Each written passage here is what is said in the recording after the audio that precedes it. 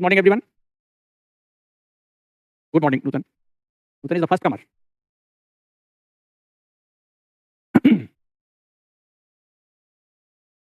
तो हम लोगों ने अभी तक जो डिस्कस किया है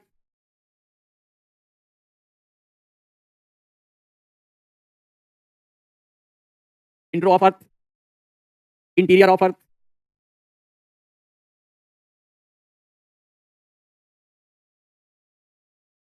आफ्टर दैट हम लोगों ने जो डिस्कस किया स्प्लिट मोशंस,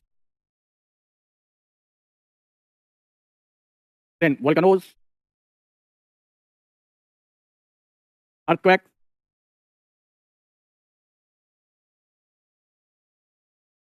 माउंटेन्स की फीचर्स ऑफ द वर्ल्ड,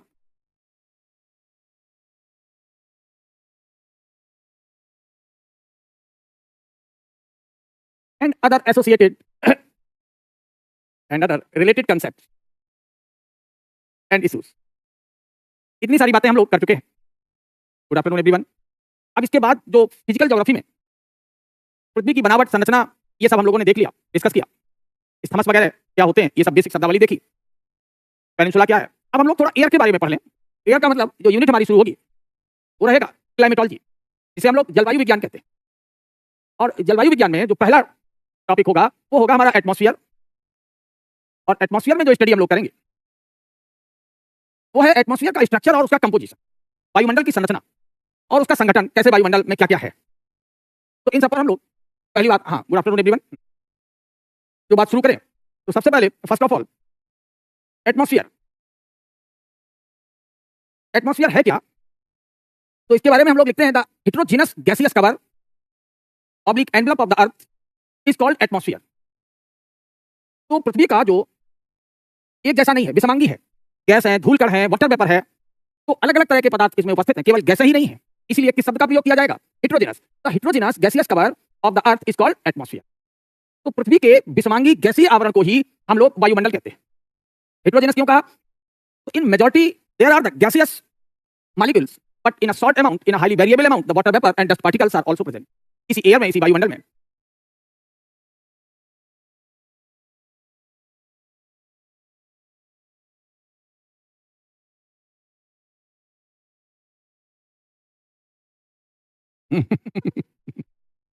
ये परसों भी यही हुआ था. परसों भी यही हुआ था, जैसे ही 2-4 मिनट शुरू हुआ. चलिए रिस्टार्ट करिए बजाज.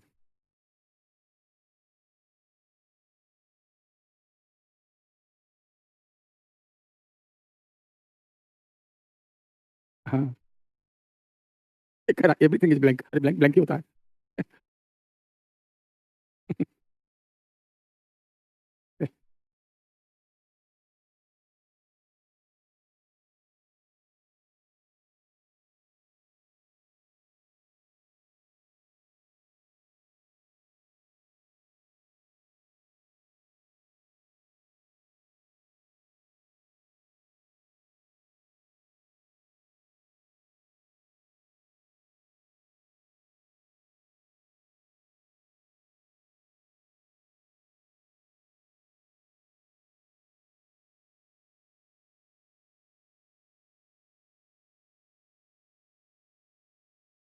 हाँ तो we are going to take start again. तो हम लोग अब फिर से शुरू कर रहे हैं. आप लोगों ने ब्लैंक देख लिया, ऐसा ही स्पेस होता है, आगे बात करेंगे. हाँ ओके. तो हम लोग जो है आकर के हमने इतनी ही बातें बताई थी कि अभी तक हम लोगों ने क्या क्या पढ़ रखा है. और इसके बाद हम लोग जो है आज से जो शुरू करेंगे वर्ल्ड फिजिकल ज्योग्राफी, या फिजिकल ज्योग्राफी में कहा जाए, this is the climatology. Climatology में फर्स्ट चैप्टर एटमॉस्फेयर है. एटमॉस्फेयर में दो चीजें हम लोग डिस्कस करते हैं, स्ट्रक्चर और उसकी कंपोजिशन. अब सबसे पहले हम लोग एटमॉस्फेयर है क्या उसके बारे में बात करते हैं. तो एटमॉस्फेयर के लिए हमने ये कहा कि ये अर्थ का एक गैसियस एनवेलप जैसा है. It is just like the gaseous envelope. हम लोग अगर ये कहें कि अगर ये अर्थ है, ऐसे छोटा सा यहाँ डायग्राम बना लें, दिस इज द अर्थ. ये इक्वेटर हो गया, इसको दो हिस्से में बांटने वाला. ये लिटिल लिटिल लाइन लैटिट्यूड हो गया. ऐसे हम लोगों ने ग्लोब बना लिया. ये हो गया. अब इसके चारों ओर ग्लोब के जो गैसियस एनवेलप है, जो अर्थ सरफेस के पास ज्यादा घना है, और जैसे जैसे दूर जाते हैं वैसे ये रेयर होता चला जाता है, धीरे धीरे वैक्यूम में ये खो जाता है। तो अगर इसी का एक हिस्सा हम लोग ले लें, इसे रिप्रेजेंट करें ये इस तरीके से, यही यहां हमने एनलार्ज करके बना रखा है। तो अर्थ के चारों ओर ये इसमें गैसेस हैं, डस्ट पार्टिकल्स हैं, वाटर वेपर भी है, इसलिए इसे हम हेट्रोजेनस कहेंगे। तो why we call it as the heterogeneous, इसे हेट्रोजेनस क्यों कहते हैं? तो क्योंकि यहां पर बहुत सारी चीजें हैं, गैसेस हैं, डस्ट पार्टिकल हैं, ये सब है। अब हम लोग सब जानते हैं कि अर्थ है तो अर्थ पर मास है, और कोई भी मास दूसरे मास को अपनी ओर पुल करता है, खींचता है। This pull is called the gravity pull, इसे हम ग्रेविटी पुल कहेंगे। तो ग्रेविटी ऑफ अर्थ क्या करेगी? इन मॉलिक्यूल्स को अपनी ओर खींचेगी। तो अब कौन सा मॉलिक्यूल आसानी से खिंच जाएगा? जो बड़ा और भारी होगा, और लाइट मॉलिक्यूल्स कम खिंच पाएंगे। तो एक तो ग्रेविटी ऑफ अर्थ एटमॉस्फेयर को इन्फ्लुएंस करेगी, दूसरा जो गैसें हैं, जो धूलकण हैं, जलवाष्प है, उनका घनत्व भी प्रभावित करेगा। तो जो भारी मॉलिक्यूल होंगे, हैवी या डेंस मॉलिक्यूल होंगे, वो ज्यादा नीचे की ओर बैठे रहेंगे। दूसरा rotation of earth, rotation of earth से दो फोर्स जनरेट होते हैं, हम लोग ऑलरेडी जानते हैं।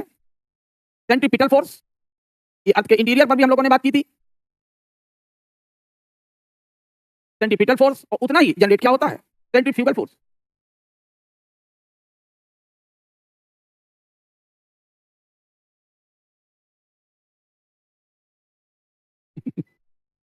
आज लोगों को लगता है एटमॉस्फेयर पढ़ना बता नहीं है।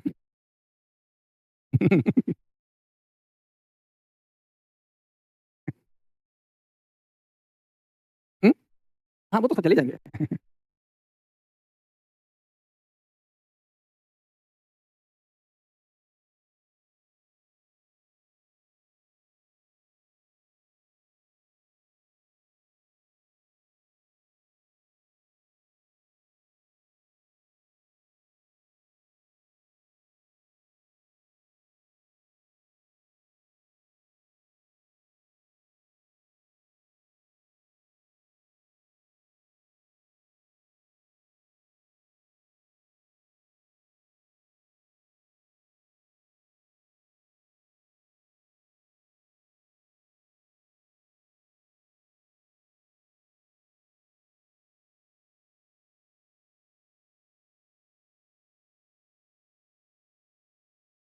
ऑफ यू ऑल पीपल, हाँ।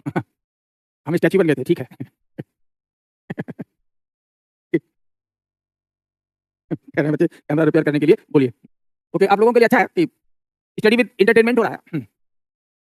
चलिए हम लोग फिर अपनी बात शुरू करते हैं। अपनी बात जीरो से नहीं शुरू करेंगे।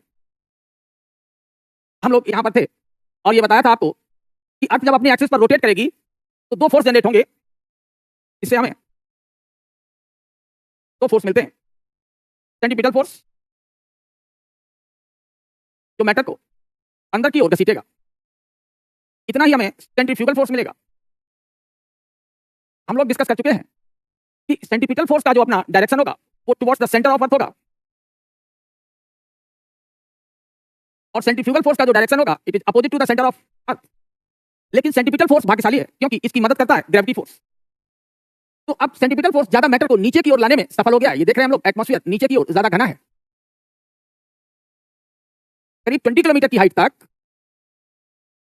एटमॉस्फेयर घना रहता है। इसलिए यहां लगभग 90% of the mass of atmosphere, तो 20 किलोमीटर की ऊंचाई तक वायुमंडल में लगभग 90% द्रव्यमान रहता है। ये बात समझ में आ गई? और इसका मूल कारण क्या है? तो सारांश क्या निकला? नोट्स पर हम लोगों ने क्या लिखा? Atmosphere is integral part of the earth which keeps the favorable conditions for life on the planet Earth।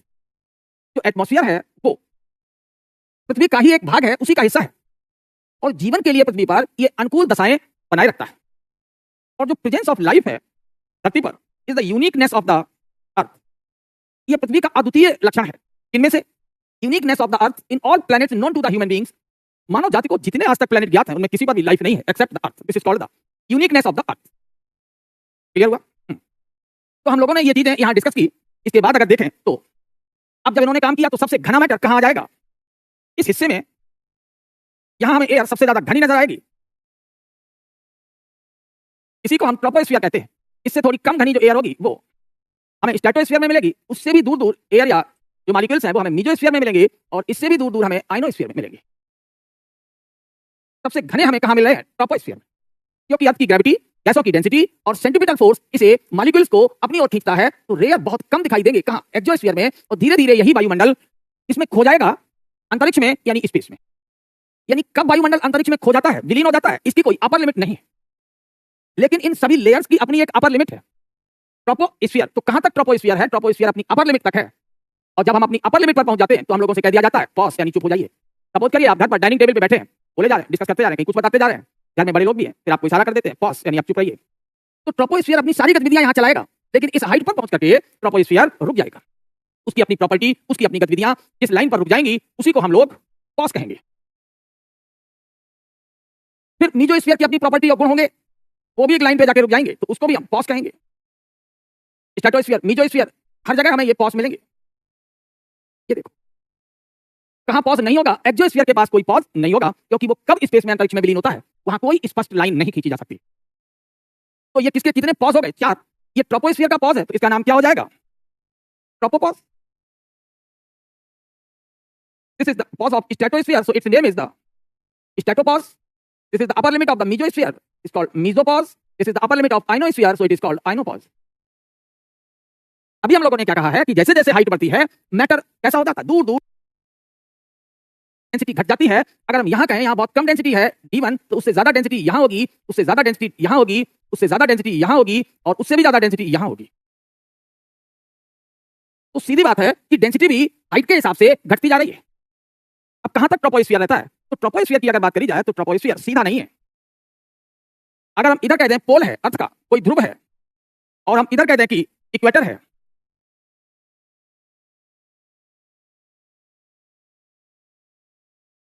यहां पोल है अर्थ का, तो पोल पर ठंडक रहती है, इक्वेटर पर गर्मी रहती है, इसलिए इक्वेटर पर ये जो ट्रोपोपॉज है वो हमें ज्यादा ऊंचा दिखता है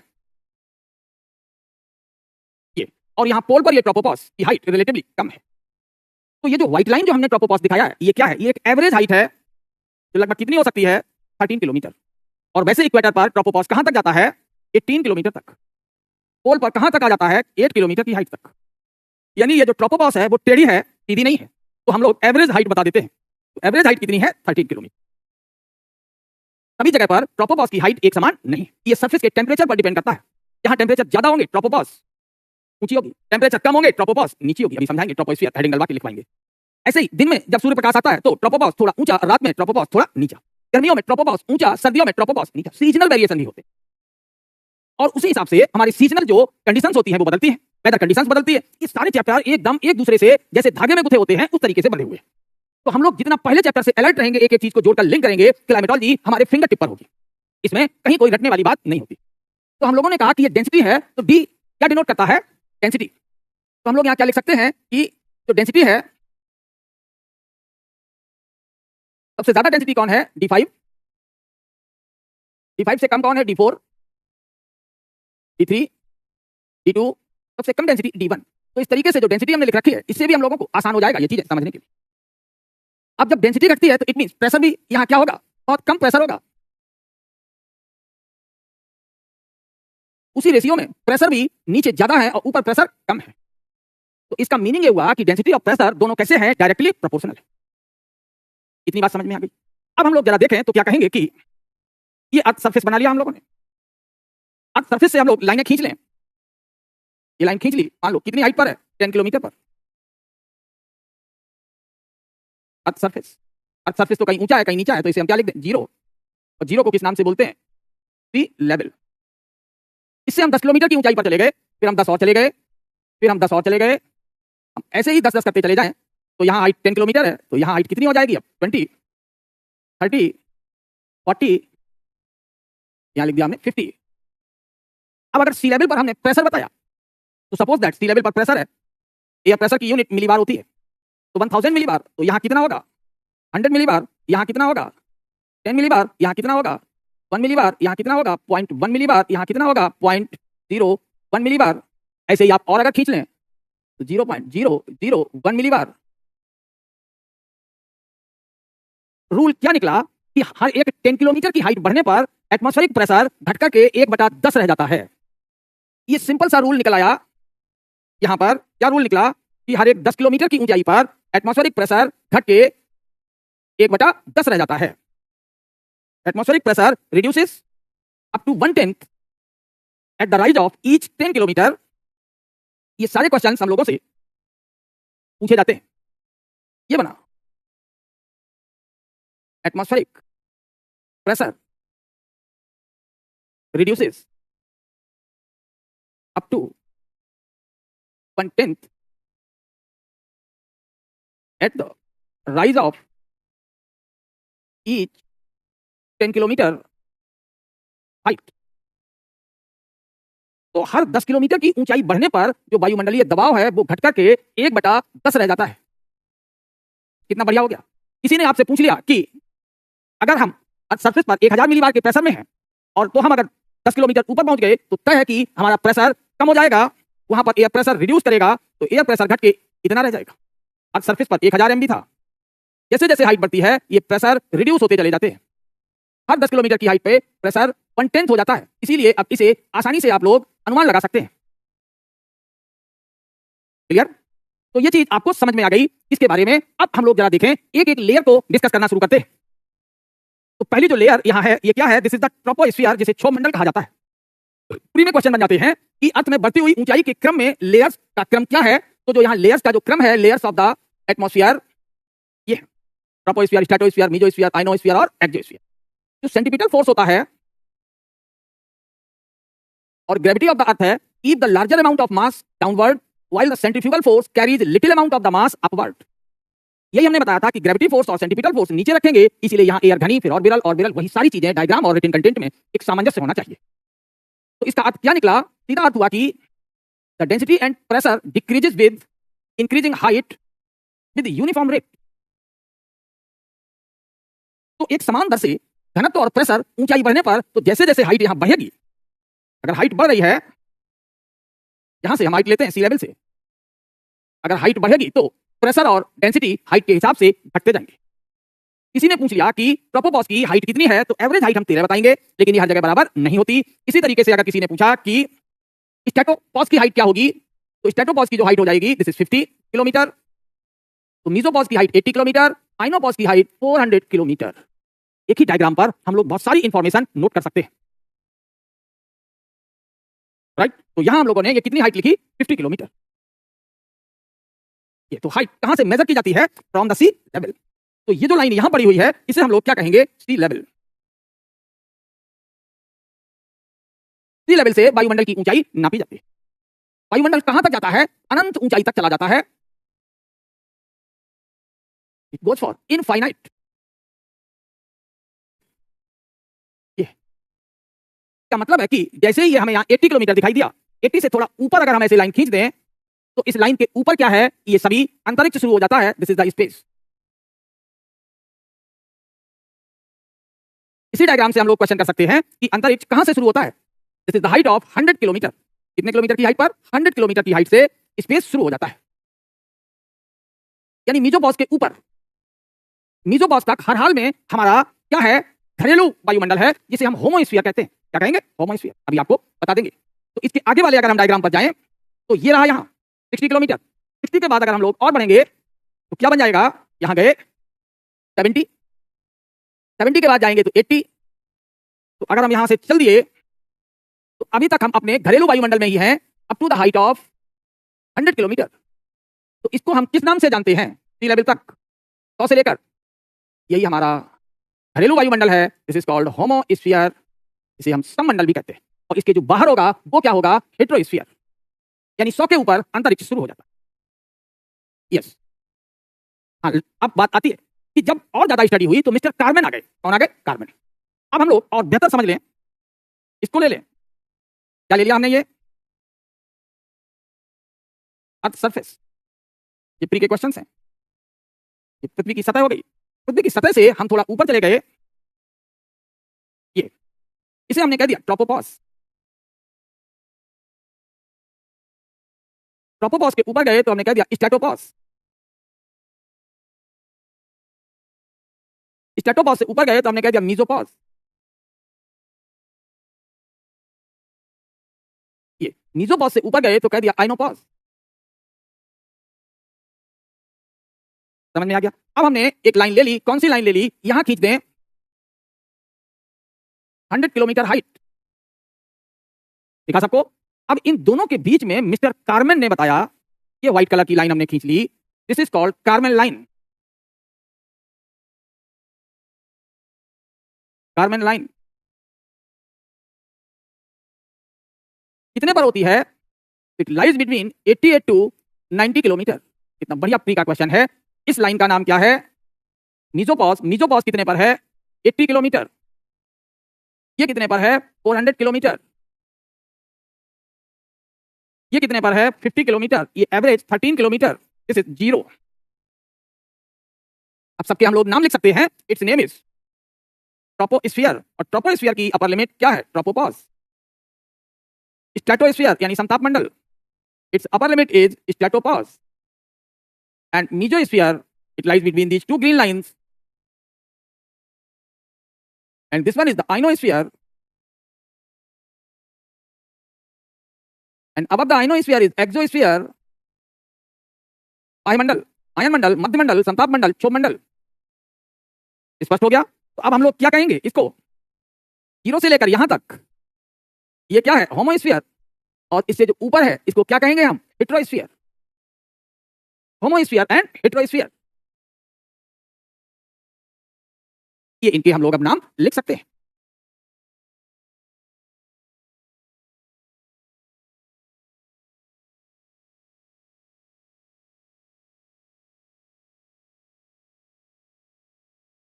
समझ गए होंगे? हमारे सारे सैटेलाइट कहां होते हैं? 400 किलोमीटर के ऊपर होते हैं। और इस पूरे हाइट को हम लोग क्या कह देते हैं? इसी हाइट को स्पेस भी कहा जाता है। तो स्पेस इनफाइनाइट तक चला जाएगा। तो हमारे सैटेलाइट कहां रहते हैं? तो अब सैटेलाइट, जो हमारे सैटेलाइट हैं वो यहां रहते हैं। सैटेलाइट, जो मैनमेड सैटेलाइट। स्पष्ट हो गया? अब हम किसे, जो गर्म होगा, तो इसे ट्रोपोस्फियर को क्या कहेंगे? जमीन से गर्म होगा, चलता रहेगा, तो इट्स नेम इज व्हाट? गर्म एयर ऊपर जाएगी, ठंडी होकर नीचे आएगी। Convection zone. सनरेज कहां मिलेंगी? सबसे तीक्ष्ण सनरेज इसको मिलती है, आइनोस्फीयर को। तो गर्म होगा, गर्म को थर्मो कहते हैं। Name is thermosphere. क्लियर हो गया? तो थर्मोस्फीयर किसका नाम है? आइनोस्फीयर का। कहां से शुरू होता है? From mesopause to ionopause. These are the different names. Stratosphere में क्या बनता है? Ozone. Its another name is ozonosphere. ये मीजोस्फीयर का बहुत ज्यादा स्टडी नहीं हुआ, बड़ा ठंडा है, कोल्डेस्ट है। इसके स्टडी को भी हम लोगों ने इग्नोर किया है, तो मीडिया इसे बोलती है इग्नोरोस्फीयर।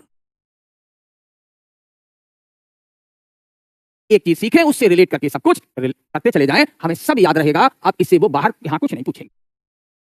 तो दीप समझ में आया? What is thermosphere? Thermosphere means the layer of the atmosphere that has the very high temperature. और जिसके स्टडी को हमने इग्नोर किया, दैट इज इग्नोरोस्फीयर। हाँ, अब सिखा पूछ रहे हैं क्यों रेडियो वेव्स यहां से आइनोस्फीयर से आती है, रिफ्लेक्ट होके। वेट करो, अभी एक एक स्फीयर की हेडिंग डलवाएंगे, सबको बताएंगे। तब हम लोग एक एक चीज कनेक्ट करते जाएंगे। एक साथ सारी चीजें नहीं सीख सकते। जैसे कभी किसी से मिले नहीं और एकदम पहली मुलाकात में उसकी आत्मा तक का आपको दर्शन हो जाए, ये संभव नहीं है। इसलिए पहले उसकी शकल सूरत पहचाने, उसका एड्रेस जाने, फिर उसके कार्य व्यवहार समझे, फिर उसकी आत्मा की दर्शन आपको हो जाए। यही हम लोगों के पढ़ने का क्रम होता है, विद द पेशेंस। स्पष्ट हुआ? अब हम लोग किसको हेडिंग बनाएं? अब एक एक स्लाइड बनाते जाएंगे, हेडिंग बनाते चले जाएंगे। तो फर्स्ट ऑफ ऑल हम लोग किसको पढ़ना चाहेंगे? Thermosphere, sorry troposphere. Now come to troposphere. इसे समझे हम लोग, और स्पष्ट डायग्राम आपके पास रहेंगे। ये हमारे कॉन्टिनेंट्स हैं और हम लोग रहते हैं। ये सागर हो गया, इधर कोई दूसरा एक कॉन्टिनेंट। यहाँ हमारे घर, मकान, बिल्डिंग सब मिलेंगे हमें। यहाँ हम लोग रहते हैं। ये हो गया। यहाँ हम लोगों ने ये पानी भर दें, तो दिस इज द सी। ये सागर हो गया है। तो यही लाइन क्या कही जाएगी? सी लेवल यानी जीरो। यहीं से हम हाइट लेते हैं। अब अगर हम एक एवरेज हाइट खींच दें, तो ये एवरेज हाइट ऐसे लगभग टेढ़ी रहती है, इक्वेटर की ओर ऊंची और पोल की ओर नीची रहती है। तो इस लाइन को हम लोग क्या बोल देंगे? चाहे वाटर सरफेस हो, चाहे लैंड सरफेस हो, इसको बोलेंगे अर्थ सरफेस।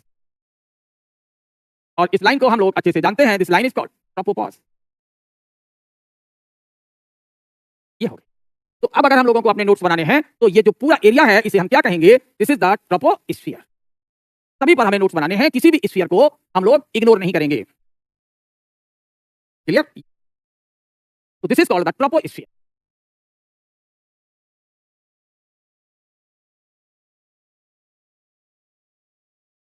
तो ट्रोपोस्फियर हम लोग यहां हेडिंग बना लें तो मंडल। तो इस पर जो पहला पॉइंट बना ट्रोपोस्फियर पर वो क्या बना? The lowest part of earth atmosphere. ये पृथ्वी के वायुमंडल का सबसे निचला भाग है। अब सूर्य से जो भी रोशनी आती है वो इसको गर्म करती है, किसको? अर्थ सरफेस को। और सरफेस की जो गर्मी होती है वो ट्रोपोस्फियर को गर्म करता है। तो lowest part of the earth atmosphere it receives the heat mainly from earth surface. यह पृथ्वी सतह से मुख्यतः हीट लेता है। तो इसकी जो गैसें हैं पृथ्वी सतह पर वो अपने स्थान पर कैसे हो जाती हैं? गर्म। और ये वार्म गैसेस कहां जाएंगी? ऊपर। और ठंडी होकर कहां आएंगी? नीचे। तो अगर गर्म गैस ऊपर जाए और ठंडी नीचे आए तो इसे हम क्या कहते हैं? कन्वेक्शन, संवहन। अगर संवहन है तो इस मंडल का नाम क्या हो जाएगा? तो another name of troposphere is called convection zone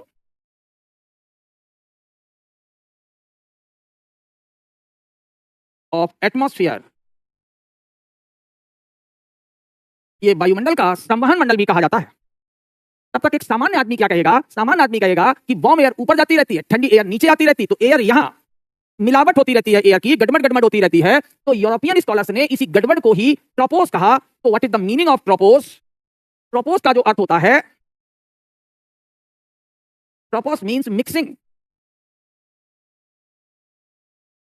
the layer of atmosphere where the mixing of warm and cold air takes place.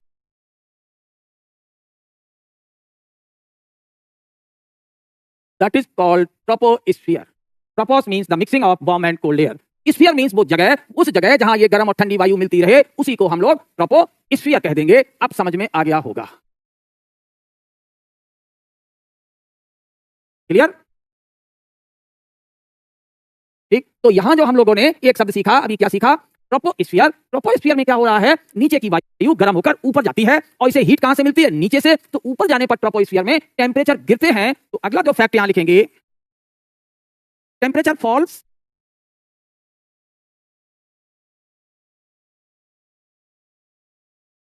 with increasing height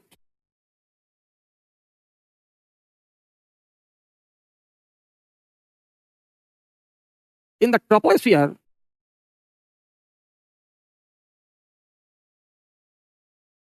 troposphere में ऊंचाई बढ़ने पर तापमान गिरते हैं।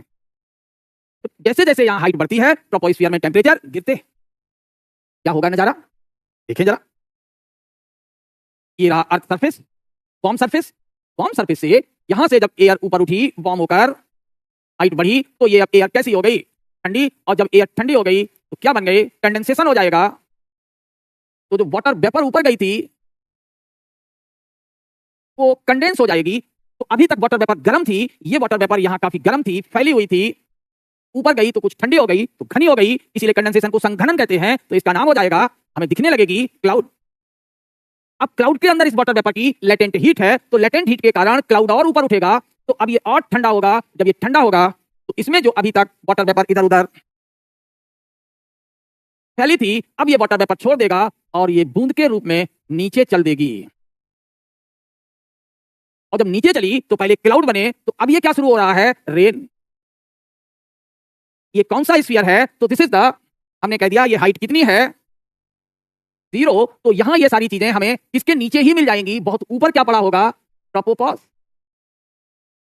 यानी ये सब कुछ ट्रोपोस्फियर में ही होता है। तो हम लोग क्या बोलेंगे? Troposphere is called the weather zone.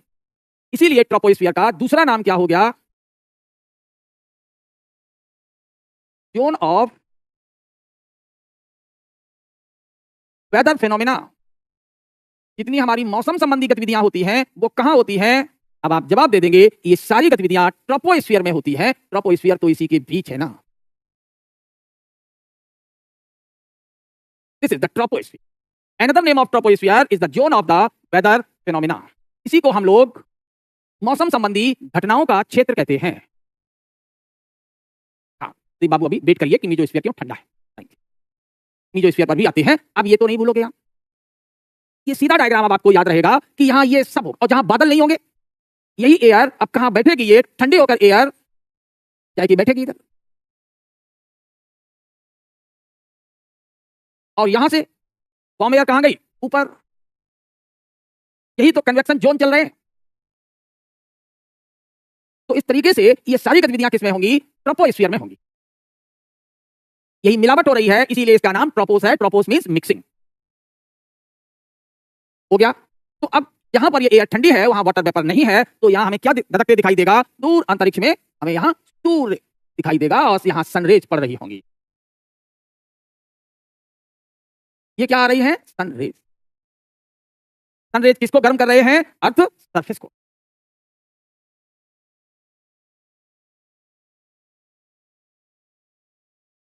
समझ में आ गया। अर्थ सरफेस को क्या कहते हैं बताइए, कैसा है, सॉलिड होगा, जहां जहां कॉन्टिनेंट टेरेस्ट्रियल सरफेस, और उसके हीट को क्या बोलेंगे, टेरेस्ट्रियल हीट। अभी आगे बताएंगे, एक एक चीज जुड़ती जाएगी। तो we have discussed what the troposphere. Height of tropopause is not uniform, it is variable from pole to pole. एक पोल से दूसरे पोल की ओर जाने पे ट्रोपोस्फियर की जो ऊंचाई है वो कैसी है, वो बदलती रहती है। तो अगर हम लोग इसे भी अच्छे से समझना चाहें तो ये कह देंगे, ये रहा क्या, अर्थ सरफेस। यहां हमें क्या मिलेगा, मान लो ये पॉइंट है, this is the north pole. यहां कह दिया this is the south pole. यहां जो हाइट होगी ट्रोपोस्फियर की कम, इक्वेटर पर ज्यादा। तो अगर हम इसको ऐसे जोड़ दें तो ये पृथ्वी के चारों ओर क्या बन गई, ट्रोपोपॉज। तो ये क्या है, अर्थ का इक्वेटर। यहां पर हाइट ज्यादा है, कितनी हाइट हो सकती है, 18 किलोमीटर तक। पोल पर इसकी हाइट कम है, 8 किलोमीटर तक। ये पूरा जो एयर से भरा हुआ है जोन, यही क्या कहा जाएगा, ट्रोपोस्फियर। तो इस लाइन को क्या बोल देंगे हम लोग, ट्रोपोपॉज। और ये हो गया ट्रोपोस्फियर, चारों ओर अर्थ के पहला घेरा ट्रोपोस्फियर।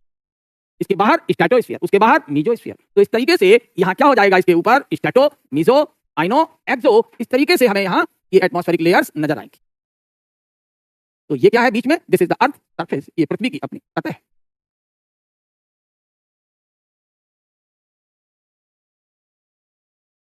हो गया, यही बताए थे। तो ये troposphere, TS, stratosphere, mesosphere, thermosphere और आइनोस्फियर। इसके बाहर चले जाएंगे तो एक्सोस्फियर। और इनके बीच की लाइनें क्या है, these are the various poles. खत्म। अब हम लोग दूसरे पर आ जाएं, कौन सा स्फीयर ले लें, तो next is the stratosphere. Second layer stratosphere, इसे हम समताप मंडल कहते हैं। तो इसे भी बना दें तो नीचे क्या पड़ा होगा, अर्थ सरफेस।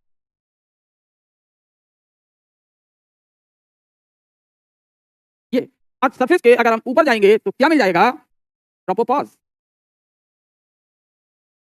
ट्रोपोस्फियर पार करते ही ट्रोपोपॉज, और ट्रोपोपॉज से जब ऊपर जाएंगे तो स्ट्रेटोस्फियर, और स्ट्रेटोस्फियर की टॉप लिमिट स्ट्रेटोपॉज। स्ट्रेटोपॉज में क्या होगा, यहां अगर हम लोग चले जाएं, suppose this is the height 25 kilometre. ये हाइट कितना है, 50 किलोमीटर। 50 किलोमीटर हाइट को स्ट्रेटोपॉज कहते हैं। ट्रोपोपॉज को हम लोग एवरेज फॉर्म में 13 किलोमीटर कहते हैं। अब हमें यहां पर बड़ी संख्या में ये मॉलिक्यूल्स दिखाई देते हैं।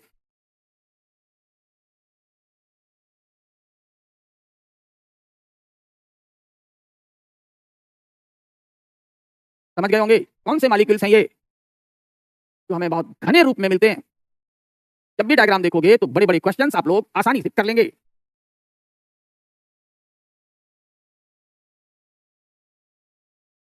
यही है ओजोन मॉलिक्यूल्स।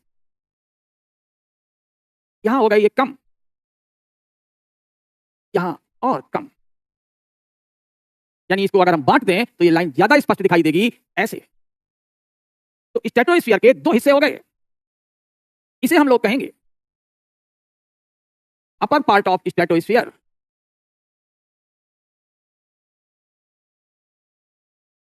ये स्ट्रेटोस्फीयर का ऊपरी हिस्सा है,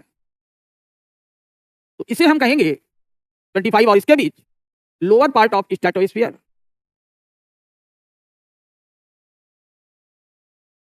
बात हो गई।